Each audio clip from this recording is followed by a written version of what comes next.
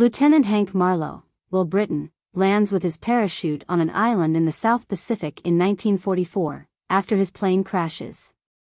Gunpei Ikari, Miyavi, another soldier, arrives. Marlowe draws his rifle and shoots but misses Ikari. Ikari pulls out his revolver and pursues Marlowe. They flee into the woods and fight when they get to a cliff. Ikari almost impales Marlowe with his blade, but Marlowe snatches it away. Ikari then pins Marlowe to the ground and almost kills him until a massive ape hand appears. The ape, Terry Notary, then rises over the two guys. In 1973, government official Bill Randa, John Goodman, and geologist Houston Brooks, Corey Hawkins, travel in Washington, D.C. to meet with Senator Willis, Richard Jenkins, to secure funds for an expedition to Skull Island, a newly found location. Willis is opposed to the plan, but Randa persuades him to reconsider. Randa informs Willis that he would also like a military escort before departing. The Sky Devil Squadron has gathered on their penultimate day before returning home. Colonel Preston Packard, Samuel L. Jackson, leads them, along with Captain Earl Cole, Shea Wiggum, Slivko, Thomas Mann, Relis, Eugene Cordero, Glenn Mills, Jason Mitchell, and Packard's right-hand man, Jack Chapman, Toby Kebbell. Packard receives the expedition call and enthusiastically accepts the position. Randa and Brooks travel to a pub and hire James Conrad, Tom Hiddleston, a former British Special Air Service captain, as their tracker. Conrad is accosted by two bar guests who accuse him of cheating in a game of pool, but he easily subdues them. Randa is immediately impressed and informs Brooks that they have found their guide. Conrad meets with Randa and Brooks to discuss their strategy. When he hears their offer, he demands more money and points out that the trip is likely to result in their deaths due to harsh weather or dangerous beasts. Mason Weaver, Brie Larson, an anti-war photojournalist, is developing images she captured during the Vietnam War in a darkroom.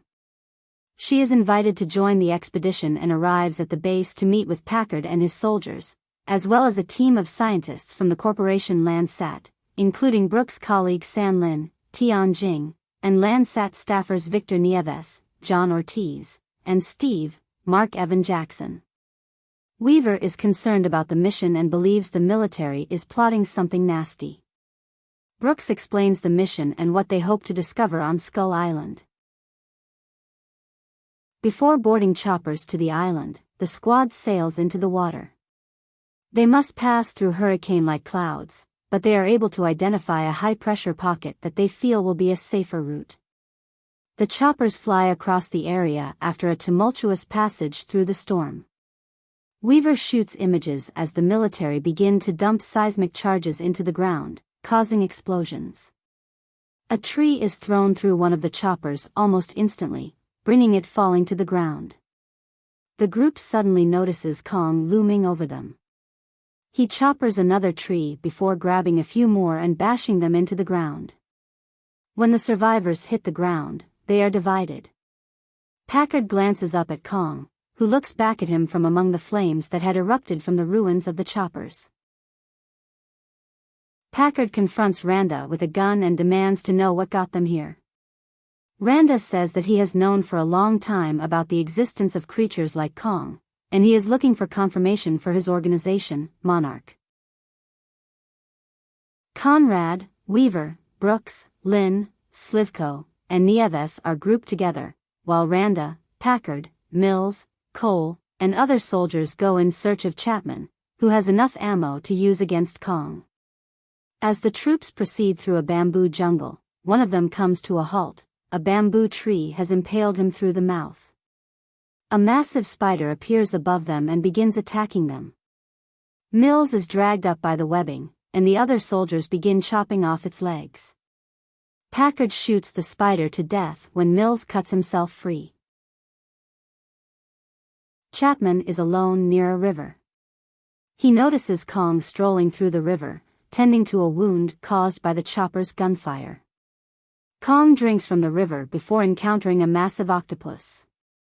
He wrestles with it, fighting off its tentacles before beginning to devour it. The octopus carcass is then dragged away by him. A native tribe has cornered Conrad's troop. As they attempt to defend themselves, an older Marlowe, now played by John C. Reilly, appears. He promises both parties that they will not harm each other and then invites them past the barriers. Marlowe tells the group that he's been on the island for 28 years and has learned a lot about the locals and the island itself.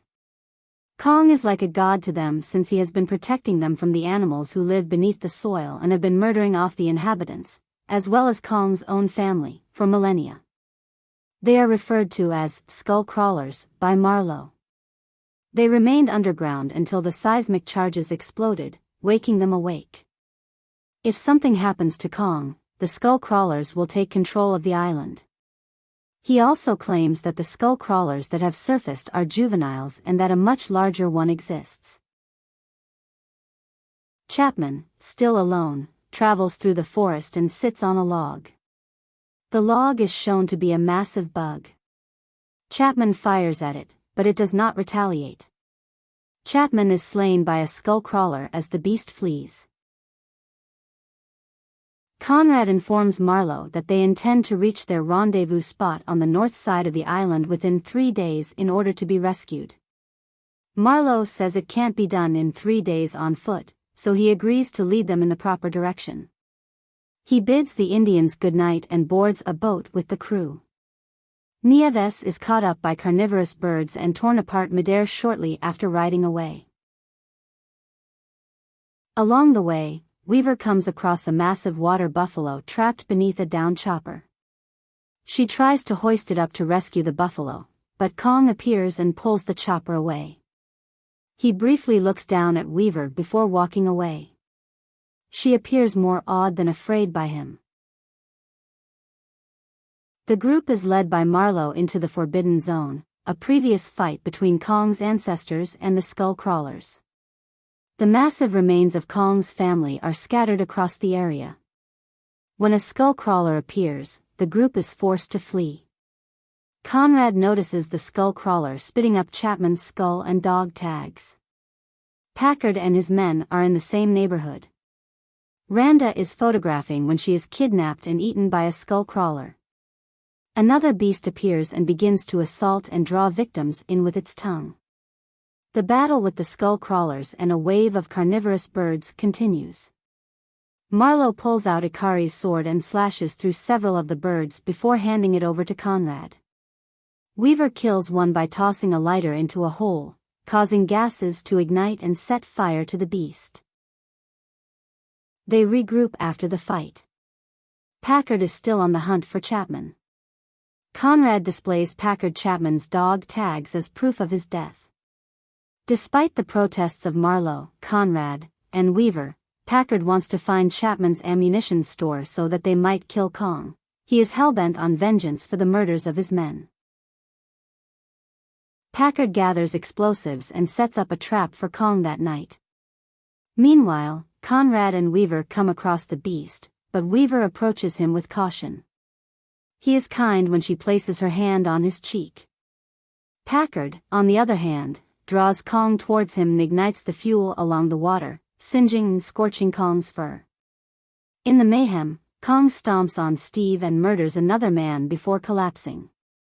Packard then prepares to detonate some bombs, but Conrad and Weaver intervene. They persuade the other soldiers that they require Kong to keep the skull crawlers at bay. The soldiers turn against Packard, who continues to defy them. The group is forced to flee as the largest skull crawler breaks from the ground. Packard stays behind to set the bombs off, but Kong smashes him with his fist. As the big skull crawler chases them, the surviving flee to the shore. Cole remains behind to commit suicide with the explosive devices he has attached to himself. The monster, however, tail whips Cole into a wall and he blows up nevertheless. The skull crawler advances on the group until Kong appears and slams into the beast.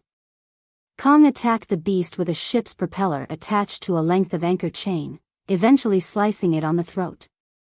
The beast isn't dead, and he's back. Weaver pulls out a flare gun and fires it at the skull crawler in the face. Kong grabs the skull crawler and throws him against the wall, throwing Weaver into the river.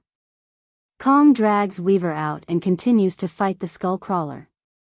He smashes his hand down the monster's neck, yanking out its guts. Kong then leaves, leaving Weaver next to Conrad. Shortly after, the survivors, Conrad, Weaver, Marlowe, Brooks, Lin, Mills, Slivko, and Relis, depart on the boat, and 3 choppers show up to get them. In the distance, Kong keeps a lookout to continue protecting his territory. He pounds his fist and lets out a roar.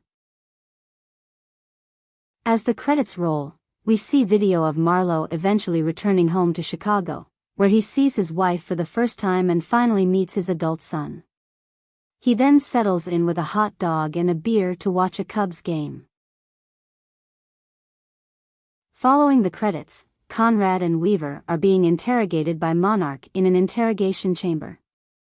Brooks and Lin enter the room and inform the two that Kong was not the only monster out there and that this world did not always belong to humanity. Brooks pulls out some files, including a Tokyo map, before launching a slideshow. The images show another crew discovering cave paintings of numerous monsters, including Mothra, King Ghidorah, Rodan, and Godzilla. The final sounds we hear are Kong and Godzilla roaring together.